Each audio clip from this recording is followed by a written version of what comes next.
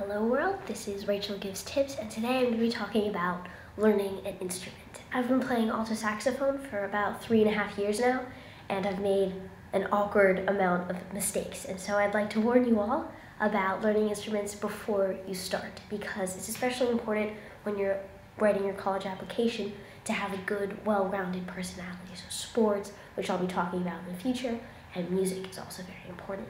It's also a fun fact, the only subject that engages all parts of your brain, your creativity, your judgment, your everything, I guess, your math also, because you're always counting. Either way, learning an instrument. It's important to start with an instrument that you actually have a passion for.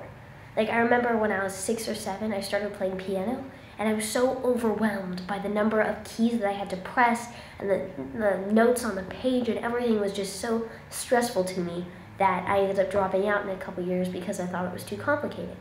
Also, when I started playing electric guitar in 4th or 5th grade, I was creeped out by the teacher.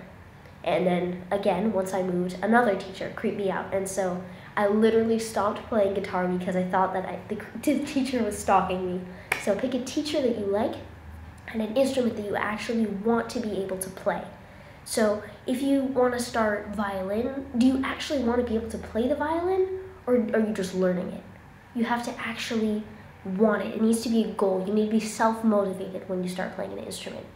It's also important, if someone tells you something about your technique or the way that you play the first time at the beginning, learn it. Make a real effort to get it right the first time. This is a little embarrassing, but I learned to tongue on the alto saxophone only 2 or 3 months ago, because when I was first introduced to it, I thought it was unnecessary and hard, and so I just didn't make an effort to learn it. And my sound sounded like ha ha ha instead of ta ta ta. And I was always really embarrassed by it, and so I'd been trying other ways to make up for it, but really you have to learn technique from the beginning. Because after all this time, it's like when you're old and trying to learn a language, your mind is so developed that you can't squeeze in this extra information. Like, it changes the entire way I play, having to learn the tongue, and it's really embarrassing for me. So play your instrument right the first time that you learn it. It's also, I know you don't want to hear it, but you have to practice unbelievably, like all the time, every day. It's important to do it every day. You could do it every day for 15 or 20 minutes, and it'll be better than playing for 1 hour every week. You should try to target about an hour and a half to every week, because you need to continue to play. You need to play consistently, because if you only blob in some, you'll forget everything and it won't make a difference. You have to slowly build up, like getting into shape. You have to run every day, if you want to get better. It doesn't make any difference. You just get tired every time you run once for an hour on the weekends. You have to build up. It's really the hours. It's the number of hours that you put in that makes you a better musician. Also, play pieces that you love. If you hate playing these Vivaldi things that your teacher keeps throwing at you, play something on the side. I got into this position once. I started playing Moondance by Van Morrison, and it made my practices so much more fun, because I looked forward to whipping out my sax and feeling like a cool kid and playing my jazz.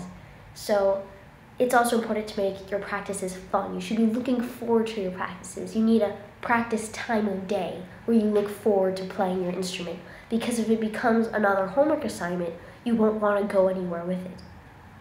Finally, make sure that you can express yourself through an instrument. You shouldn't be learning it. Like I was saying before, you should be wanting to play it. You should feel like you're letting go. You should feel better about yourself after playing your instrument. And if you don't feel like it, like you're expressing yourself, write something. Writing music is so important, I think, because I started to improvise last year and I had never done any composition before, and it was a nightmare. So it's also important to start composing from early on. So you should love your instrument, love your teacher, love your pieces, and love practicing and express yourself, and you'll be a great musician. Rachel Gives Tips.